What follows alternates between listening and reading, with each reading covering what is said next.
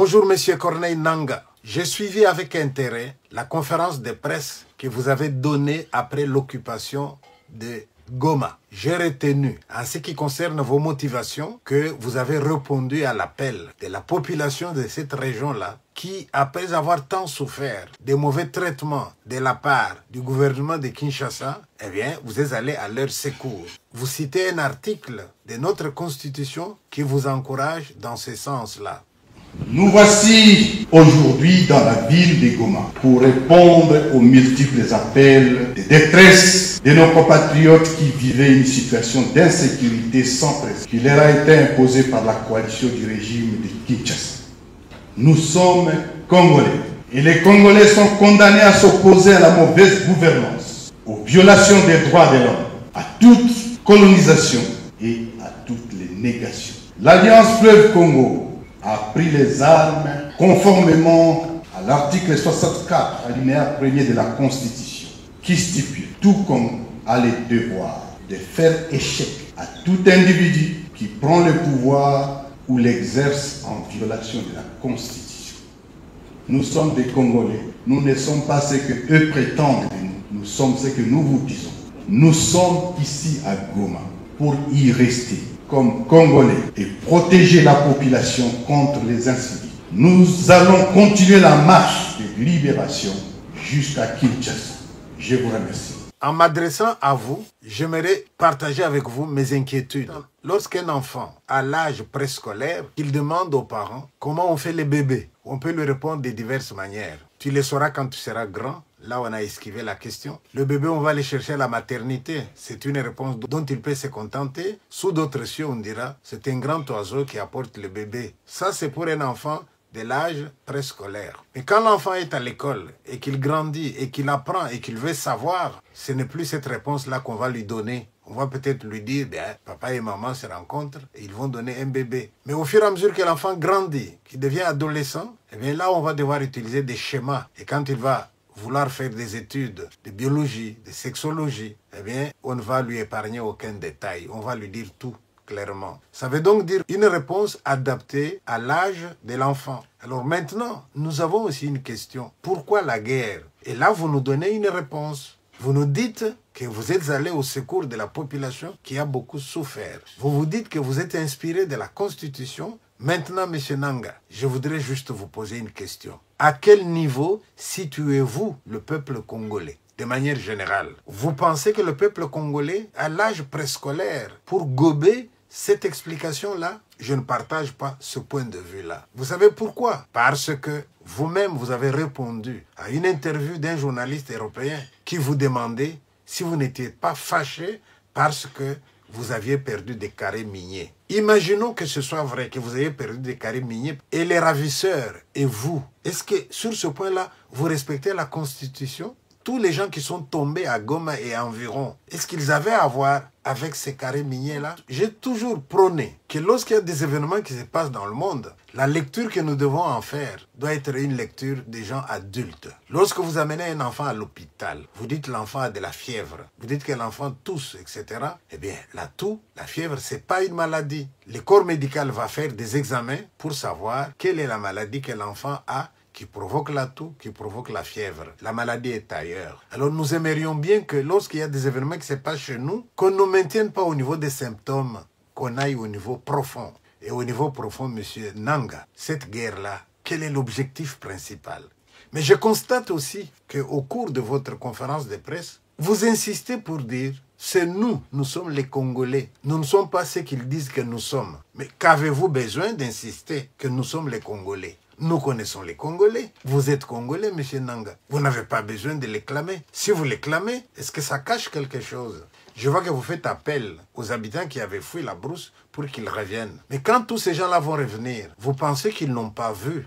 Vous pensez qu'il n'y a pas de gens qui ont pris des images? Vous êtes des Congolais, oui. Mais derrière les Congolais, qui avait-il? M. Nangaa, la guerre, ça coûte de l'argent. La guerre, il faut des armes. La guerre doit avoir un but profond. À côté de l'explication que vous nous donnez, écoutez un peu les autres explications qui nous viennent des Européens qui vous donnent de l'argent, qui donnent l'argent à ceux qui doivent se battre, qui donnent les armes à ceux qui doivent se battre.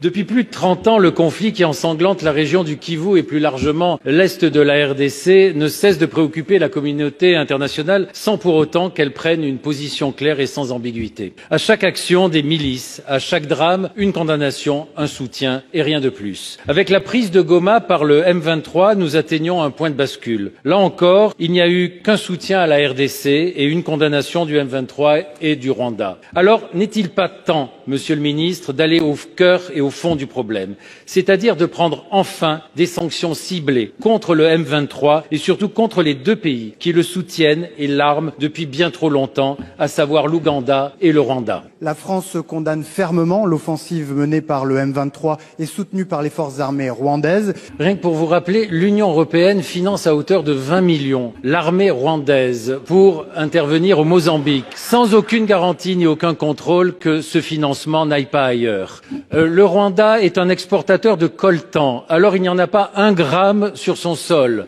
Ce serait l'honneur de la France d'être à la tête de demandes de sanctions contre l'Ouganda et contre le Rwanda. Goma est sous le coup d'une attaque monstrueuse par les rebelles du M23 qui sont soutenus par l'armée rwandaise qui a envoyé carrément des troupes sur le territoire congolais. Le Rwanda, qui est devenu le spécialiste de l'influence, de la guerre cognitive, bien évidemment met en valeur toutes sortes de narratifs éminemment biaisés qui sont destinés à permettre au Rwanda de déstabiliser l'est du Congo et d'exploiter des ressources minières qui ne lui appartiennent pas. On remarque que dès que le M23 repart, eh bien les exportations de coltan depuis le Rwanda augmentent. Cette situation est acceptée par l'Union européenne qui a signé l'année dernière un accord de coopération avec le Rwanda sur ces matières critiques. L'Union européenne a besoin pour sa transition énergétique de ces minéraux que l'on trouve dans l'est du Congo et finalement a accepté de blanchir, de laisser le Rwanda blanchir les minerais qu'il pille sur le territoire du Congo. Cette situation est juste inacceptable. La France, elle, a choisi le déshonneur. Elle a choisi de soutenir Paul Kagame. Alors pour de multiples raisons. Je dirais d'abord parce que la France a une tendance désormais à s'aligner sur des intérêts qui ne sont pas les nôtres, sur des intérêts anglo-saxons. Et puis, elle a besoin de Paul Kagame pour sécuriser l'exploitation de gisements gaziers au Mozambique. J'en arrive maintenant au troisième point. Vous dites que vous êtes en marche jusqu'à Bukavu, que vous allez arriver jusqu'à Kinshasa. Et à Kinshasa, vous allez faire quoi? Vous allez prendre le pouvoir. Monsieur Corneille Nangaa, chacun d'entre nous, nous écrivons l'histoire. Vous êtes en train d'écrire dans la grande histoire. Mais cette grande histoire, elle va avoir des pages sombres, elle va aussi avoir des pages que nous aurons à fêter plus tard. Est-ce que ce n'est pas le moment de choisir? Je suis tout à fait d'accord avec vous lorsque vous dites on nous demande de nous retirer. Nous allons où? Nous sommes Congolais. D'accord. Mais n'y a-t-il pas derrière vous des gens qui, lorsqu'on dit vous devez vous retirer, cette phrase-là a du sens pour eux?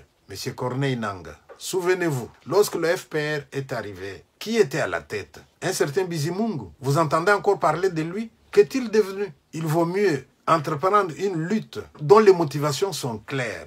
Mais c'est quand même dangereux de se laisser utiliser. Ne l'oubliez pas, M. Nangaa. C'est pas vous qui êtes allé créer tout ce mouvement-là qui va occuper Goma aujourd'hui. Vous êtes allé rejoindre les gens. Et vous pensez que ces gens que vous êtes allés rejoindre, leur motivation et votre motivation à vous et la motivation de votre parrain, vous pensez que vous avez la même motivation? Quelle est la chance que vous avez d'arriver à Kinshasa? Vous avez des messages qui viennent de partout, qui condamnent l'occupation de Goma et qui vous demandent de partir. Vous pouvez dire non, d'accord. Mais quel est ce pays-là que vous allez nous créer là, qui sera comme ça dans l'isolement par rapport à tous les pays qui vous disent aujourd'hui, c'est pas bien ce que vous faites.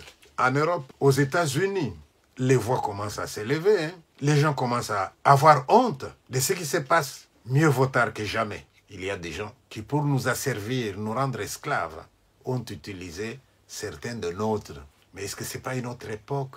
Il faut encore qu'aujourd'hui, les Européens qui trouvent qu'il y a trop d'Africains, ils peuvent crever. Les Européens qui sont en train de faire des coupes budgétaires dans leurs prévisions de budget dans tous les pays. Les Européens qui sont en train de prendre des mesures drastiques contre l'immigration. Mais ces Européens trouvent que leurs problèmes à eux, ils peuvent les résoudre en donnant des armes aux uns pour qu'ils battent les autres. Et puis, comme ça, ils vont nous exploiter.